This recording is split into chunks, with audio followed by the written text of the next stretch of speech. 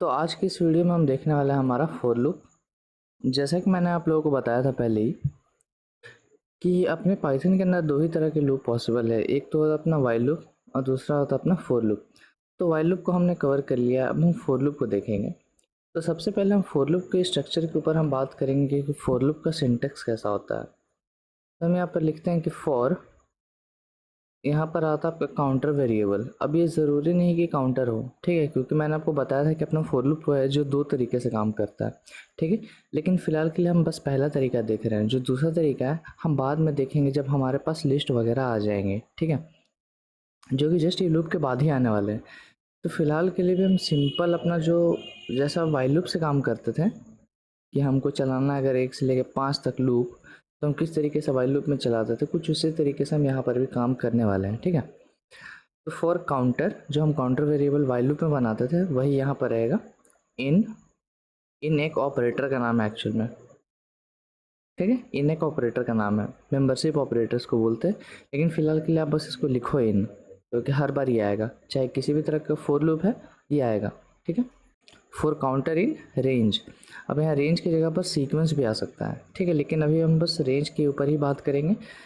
जब फिर से मैं बोल रहा हूँ कि जब लिस्ट हमारे पास आ जाएगा, टप्पल आ जाएगा, सेट डिक्शनरी वगैरह आने लगेंगी, स्ट्रिंग वगैरह, तब हम देखेंगे कि वो किस तरीके से यहाँ पर काम करता है। लेकिन फ़िलहाल के लिए हम ये मेथड से स्टिक करते हैं, ठीक है, फॉर काउंटर इन रेंज। और उसके बाद यहाँ पर आपको जो भी काम कराना है, ठीक है, आपको जो भी काम कराना है आप करा लो, बस हो गया। अपडेशन वगैरह इनिशियलाइजेशन वगैरह कुछ नहीं, बस इतना ही, ठीक है। अब ये थोड़ा सा अजीब लगेगा, लेकिन चलो इसको हम देखते हैं। रेंज हमने आपको पिछले वीडियो में बताया किस तरीके से वो काम करता है। चलो इसको हम देखते हैं। हम एक बहुत सिंपल सा प्रोग्राम लिखते हैं कि हमको 1 से लेकर 5 तक के वैल्यूज़ को प्रिंट कराना है। इसका मतलब मेरा आउटपुट आना चाहिए 1 2 3 4 5, कुछ इस तरीके से। ये सिंपल सा मेरा टास्क है। तो हम फॉर लूप में किस तरीके से करेंगे वो देखो। हम लिखेंगे for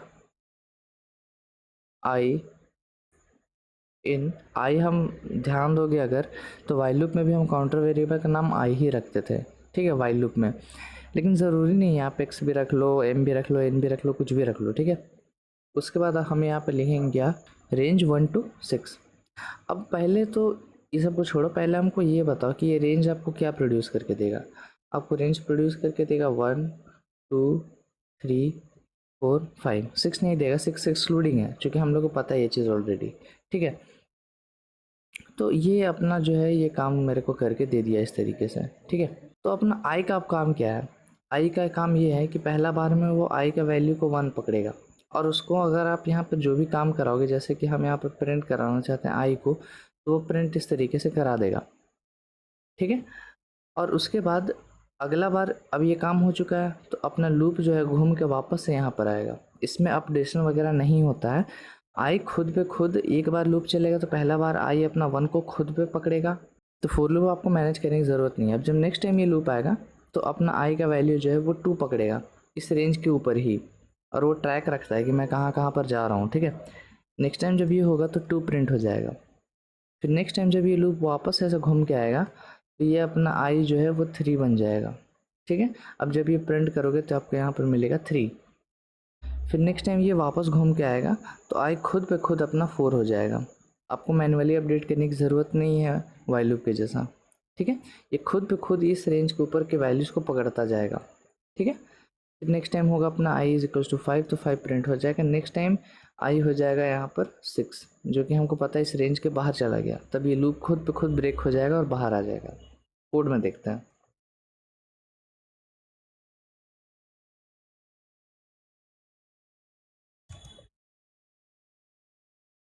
for I in range यहाँ पर हम लिखते हैं 1,6, फिर प्रिंट करा देते हैं अपना आई को, ठीक है। आई को प्रिंट करा देते हैं, फिर हम इसको रन करेंगे। देखो मेरे को यहाँ से 1 से लेकर 5 तक के वैल्यूज़ मिल गई। अब आपको ऐसा एक लाइन में से सीधा सीधा प्रिंट कराना, तो हम क्या कर सकते हैं, हम कर सकते हैं यहाँ पर कि हमको एंड इज इक्वल्स टू एक स्पेस चाहिए इस तरीके से, ठीक है। अब जब हम इसको रन करेंगे तो वो एक लाइन में इस तरीके से आ गया, ठीक है। और ये एंड क्या होता है मैंने आपको ऑलरेडी बताया है। तो इस तरीके से जो है हम वैल्यूज़ को प्रोड्यूस कर सकते हैं यूजिंग। अब इसी तरीके से आप यहाँ पर अब बहुत सारा अलग अलग टास्क कर सकते हो, ठीक है, डिपेंडिंग अपॉन आप किस तरीके से अपना काम को कराना चाहते हो। सपोज कर लो हम चाहते हैं 1 से लेकर 10 तक के बीच में सारे इवन नंबर्स को प्रिंट करा दें, ठीक है।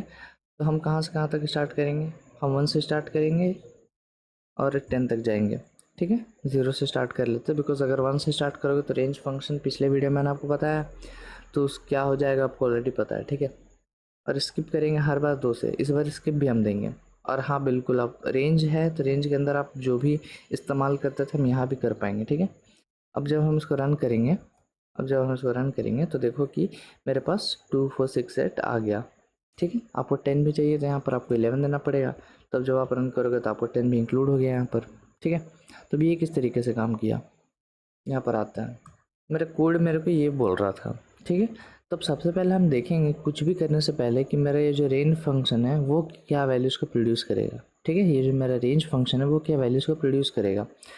तो रेंज क्या वैल्यूज़ को प्रोड्यूस करेगा, तो यहाँ पर देखते हैं। वो सबसे पहले 0 लिखेगा, उसके बाद 2 से स्किप करना है, तो मतलब 2 4 6 8 10 इंक्लूड होगा क्या, बिल्कुल होगा।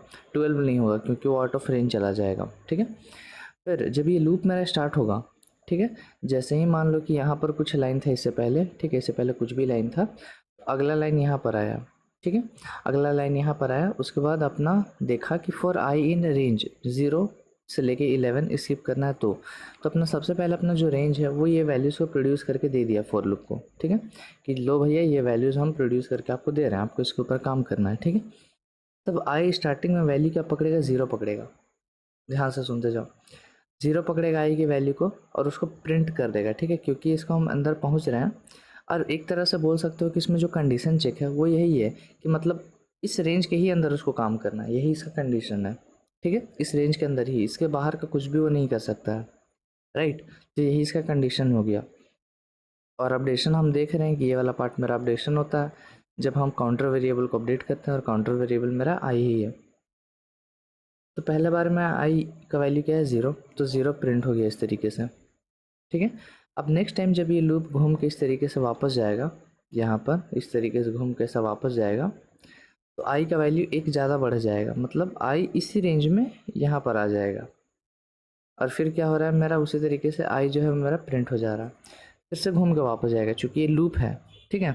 और ये आपके पास 2 आएगा इस तरीके से, चूँकि ये लूप है वापस जाएगा, फिर से आई अपना बढ़ेगा इस रेंज के ऊपर, तो यहाँ पर आ गया 4, तो 4 को वो प्रिंट कर देगा क्योंकि अभी भी वो लूप के अंदर ही है। फिर से वापस से घूम के जाएगा, ठीक है।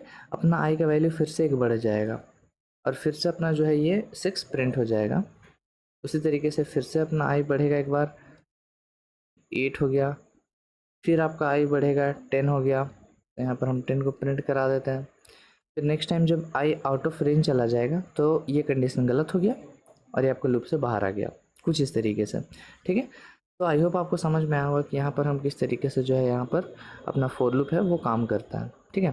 तो बहुत ज़्यादा समझना आसान है कि अपना जो फॉर लूप है वो किसी रेंज के ऊपर ही काम करता है, और वही रेंज हम यहाँ पर देते हैं। इसका एक और जो इम्प्लीमेंटेशन है वो होता है किसी सीक्वेंस के ऊपर। अभी सीक्वेंस क्या है इसको जब हम डिटेल में डिस्कस करेंगे तो हम आपको बताएंगे सीक्वेंस क्या है, पर फिलहाल के लिए, ठीक है, सिंपल सा है। ये हमने लिख दिया अपना फॉर लूप। अब ज़रूरी नहीं है कि आई को बस हम प्रिंट ही कराएं, आई के ऊपर हम कुछ भी ऑपरेशन कर सकते हैं। सपोज कर लो, एक सबसे सिंपल सा एग्जांपल दे रहे हैं। मान लो कि आपको क्या करना है कि 1 से लेकर वैल्यूज़ को प्रोड्यूस करना है और साथ ही साथ कुछ इस तरीके का मैसेज डिस्प्ले कराना है। आपको कुछ इस तरीके का मैसेज डिस्प्ले कराना है, ठीक है। अब यहाँ पर मैसेज में क्या हो रहा है, one head left hand side में मेरा 1 2 3 4 5 है, और राइट हैंड साइड में देखोगे तो उसका स्क्वायर है हर एक नंबर का, ठीक है। इसका करस्पॉन्डिंग नंबर का स्क्वायर्स हैं ये सारे राइट में जो नंबर्स आ रहे हैं, ठीक है। तो मतलब आपको 1 से लेकर 5 तक को प्रिंट करना और उसमें उनके स्क्वायर्स को प्रिंट करना कुछ इस तरीके से, ठीक है। चलो, तो पहले आप देखो कि हम यहाँ पर इस वैल्यूज़ को कैसे प्रोड्यूस करेंगे, ठीक है। 1 से लेकर 5 तक को, तो हम लिखेंगे फॉर आई इन रेंज। अब हम यहाँ पर देंगे मेरे को 1 से लेकर 5 तक वैल्यू चाहिए, तो 1,6, क्योंकि 1 से स्टार्ट हो रहा है और 5 तक चाहिए तो हम एक ज़्यादा लेंगे क्योंकि 6 मेरा एक्सक्लूडिंग होता है, वो इंक्लूड नहीं किया जाता है, ठीक है। अब आपको मैसेज डिस्प्ले कराना है तो हम किस तरीके से कराएंगे, हम लिखेंगे प्रिंट सबसे पहले आपको आई को प्रिंट कराना है, ठीक है, और उसके बाद आपको एक एरो देना है। तो एरो हम कुछ इस तरीके से दे सकते हैं, अपना कस्टम एरो। उसके बाद आपको आई का स्क्वायर भी करना है, तो हम यहाँ पर आई इंटू टू, क्योंकि ये अपना स्क्वायर वाला ऑपरेटर है, तो ये आपको पता है कि किस तरीके से हम उसको यूज़ करते हैं। जब हम उसको रन करेंगे तो ये आपको इस तरीके से मिल जा रहा है, बिल्कुल ठीक है। अब आप इसको फॉर्मेट स्ट्रिंग के तरीके से भी यूज़ कर सकते हो। फॉर्मेट स्ट्रिंग तो इस तरीके से मैंने आपको बताया है। सबसे पहले आएगा इस ब्रैकेट में आपका आई, फिर एक ये आएगा, फिर आपके पास यहाँ पर आई इंटू टू आएगा, ठीक है। तो हम फॉर्मेट स्ट्रिंग की मदद से भी इसको ऐसा प्रिंट कर सकते हैं। हम इसको रन करेंगे, सेम ही आउटपुट आपको देगा, ये भी लाइन, ठीक है। अब हम एक और चीज़ देखते हैं फॉर लूप में। फॉर आई इन रेंज 0 से लेकर 6 तक, तो ये फॉर लूप कितना बार चलेगा? 5 बार, नो डाउट। हमको क्या करना है कि हमको 5 बार हेलो प्रिंट कराना है, बस सिंपल सा, ठीक है। 5 बार मेरे को हेलो प्रिंट करा के दे दो। तो हम ये कर देंगे तो क्या चलेगा? बिल्कुल चलेगा। और ये हेलो नहीं है, सिंपल प्रिंट हेलो रहेगा, ठीक है। यहाँ पर लिख देता है प्रिंट हेलो। तो क्या ये प्रिंट कर देगा 5 बार? बिल्कुल करेगा, ठीक है। तो इसको कराते हैं। बस मैं आपको ये नहीं बताना चाह रहा हूँ, ठीक है। अभी हम जो बताना चाह रहे हैं वो आएगा, उसके लिए वेट करो थोड़ा सा। और ये जो लॉजिक है वो बहुत ज़्यादा यूज़ होता है प्रोग्राम के अंदर। तो 5 बार हेलो प्रिंट हो गया, कोई दिक्कत नहीं है इसमें, कोई ना समझने वाली बात भी नहीं है, ठीक है। अब लेकिन एक चीज़ देखो, क्या हम अपने प्रोग्राम में आई को यूज़ कर रहे हैं या नहीं कर रहे हैं? सोच के देखो। आई को, इस आई को, अदर देन काउंटिंग काउंटिंग तो वो रखेगा ही, काउंटिंग के लिए वो चाहिए ही चाहिए। लेकिन उसके अलावा इस प्रोग्राम के अंदर क्या हम इसका यूज़ कर रहे हैं? नहीं कर रहे हैं।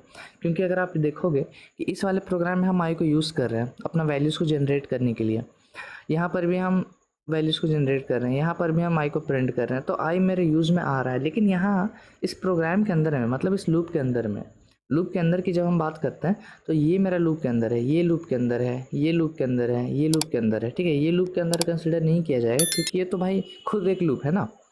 तो इस लूप के अंदर बस एक ही स्टेटमेंट है जो कि ये प्रिंट हेलो, वहाँ पर आई का काम नहीं आ रहा है। तो हम कुछ ऐसा कर दें कि आई को यहाँ से हटा दें, ठीक है। हटा देंगे तो क्या दिक्कत आएगा कि अब काउंटर रखने के लिए कोई वेरिएबल नहीं है मेरे पास। तो उस केस में हम क्या करेंगे, यहाँ पर एक अंडर स्कोर दे देंगे। अब एक बार इसको रन करके देखते हैं, ठीक है। तो ये प्रिंट हो जा रहा है हेलो। लेकिन यहाँ पर एक एक दिक्कत है। क्या दिक्कत है? आपको लगेगा कि चलो वेरिएबल का जो नेमिंग का सिस्टम है, जब मैंने आपको बताया था वेरिएबल नेम का जो रूल है, उसमें मैंने आपको बताया था कि अपना वेरिएबल नेम अंडर स्कोर से स्टार्ट हो सकता है। मतलब अंडर स्कोर भी एक मेरा वेरिएबल का नाम ही है। तो आप बोलोगे कि हाँ, ये तो वेरिएबल का नाम ही तुमने लिख दिया, बस वेरिएबल का नाम आई था, यहाँ पर अंडर स्कोर हो गया। नहीं, देखो ऐसा नहीं है। जब मैंने आपको बोला पाइथन क्या है, बहुत इंटेलिजेंट लैंग्वेज है, ठीक है।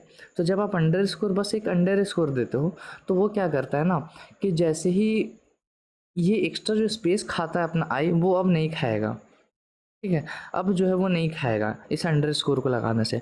और ये बहुत ज़्यादा प्रोग्राम में हम यूज़ भी करेंगे।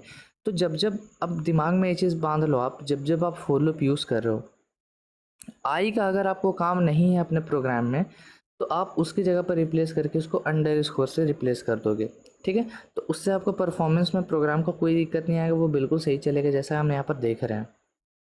तो आई वहाँ पर काउंट रख रहा था, यहाँ पर अंडर स्कोर काउंट रखेगा, और इसको हम लोग एनोनिमस वेरिएबल भी बोलते हैं, ठीक है। इसका कोई फिक्स नाम नहीं है, बट इसको हम लोग बोलते हैं एनोनिमस वेरिएबल। एनोनिमस हम लोग किसको बोलते हैं? जिसको हम लोग जानते नहीं हैं। सही बात है, इस वेरिएबल को हम लोग जानते नहीं हैं अभी कि यहाँ पर क्या हो रहा है, ठीक है। एक और काम करते हैं, सपोज यहाँ पर इसको अंडर स्कोर के बाद प्रिंट करा के देखते हैं, तो क्या ये 1 से लेकर 5 तक की वैल्यूज़ को ले रहा है, नहीं ले रहा है? तो बिल्कुल लेगा, जैसे कि मैंने आप लोगों को बताया, ठीक है। लेकिन इसका कोई नाम नहीं रहेगा, क्योंकि हम लोग इसको यूज़ नहीं कर रहे हैं। तो इसका आपका कोड रीडेबिलिटी भी बढ़ जाता है, ठीक है। ताकि आप इस आई को अगर यहाँ पर आप डालोगे, तो फिर आप बोलोगे कि भाई आई को हम यूज़ कहाँ पर कर रहे हैं, जो इसने आई बनाया है ये यूज़ कहाँ कर रहा है बंदा, ठीक है। तो हम नहीं यूज़ कर रहे हैं, इसलिए हमने यहाँ पर अंडर स्कोर डाला है। तो जो आपका टीचर है, आपका आपका मैनेजर है, जो आपको प्रोग्राम दे रहा है, आपका सुपीरियर है, सीनियर है, जो भी है, वो समझ जाएगा कि अच्छा अंडर स्कोर का मतलब ये है कि ये बस काउंट रख रहा है, इसका इंटरनली प्रोग्राम में इस लूप में कुछ काम नहीं है, ठीक है। लेकिन वो वैल्यूज़ को तो प्रिंट करेगा, ठीक है, उससे कोई भी दिक्कत वाली बात यहाँ पर नहीं है। तो ये भी ज़्यादा बहुत यूज़ में है, और हम इसको यूज़ करेंगे जब हम क्वेश्चंस बना रहे होंगे, ठीक है। तो इसलिए मैंने यहाँ पर आपको बता दिया। तो आई होप आपको समझ में आया होगा कि किस तरीके से हम जो है ये वाइल लूप को यूज़ कर सकते हैं, फोर लूप को यूज़ कर सकते हैं। फोर लूप अब बस रेंज के साथ होता है, ठीक है। इसका बस एक ये सिंटेक्स है जो मैंने आपको बताया रेंज के यूज़ करके, और दूसरा सिंटेक्स है सीक्वेंस को यूज़ करके, ठीक है। और वहाँ पर भी हम सेम चीज़ कर रहे होंगे। फॉर आई इन, जहाँ पर हमने यहाँ पर रेंज डाला वहाँ पर हम सीक्वेंस डाल देंगे। अब सीक्वेंस क्या है, तो स्ट्रिंग एक सीक्वेंस है, लिस्ट एक सीक्वेंस है, उसके बारे में हम डिटेल में डिस्कस करेंगे, ठीक है। तो फिलहाल के लिए बस यही दो जो चीज़ है उसके ऊपर जो मेरा फोर लूप है वो काम करता है, ठीक है। विद दैट फोर लूप मेरा यहाँ पर ख़त्म हो चुका है। अगले वीडियो में हम दो चीज़ें को देखेंगे, ब्रेक और कंटिन्यू, जो कि बहुत इंपॉर्टेंट लॉजिक है आपके प्रोग्राम के पॉइंट ऑफ व्यू से, ठीक है। तो ब्रेक और कंटिन्यू को हम देखेंगे। उसके बाद हम क्या देखेंगे, तो जो हमने वाइल लूप और फोर लूप देखा है ना, उसका एक मॉडिफिकेशन है जिसको हम लोग बोलते हैं वाइल एल्स लूप और फोर एल्स लूप, ठीक है। और ये स्पेसिफिकली पाइथन में ही है बस, ठीक है। तो वाइल एल्स और फोर एल्स को हम देखेंगे, ठीक है। अब ये इफ एल्स के जैसा आप नहीं बोलोगे इसको, ठीक है। इफ एल्स के जैसा बिल्कुल भी इसको मत सोचना देख के कि यहाँ पर एल्स आ रहा है, वो अलग तरीके से काम करता है, वो हम आपको बताएंगे, ठीक है। तो ये मेरा इसका अगला वीडियो होगा, ये मेरा परसों वाला वीडियो होगा, ठीक है। मतलब इसके बाद के बाद वाला, ब्रेक एंड कंटिन्यू के बाद हम ये करेंगे। और उसके बाद हम जाएंगे क्वेश्चंस में, और हम अच्छे अच्छे क्वेश्चंस उठाएंगे। मैं ट्राई करूँगा कम से कम मैं यहाँ पर 4 क्वेश्चंस उठाऊँ, ठीक है।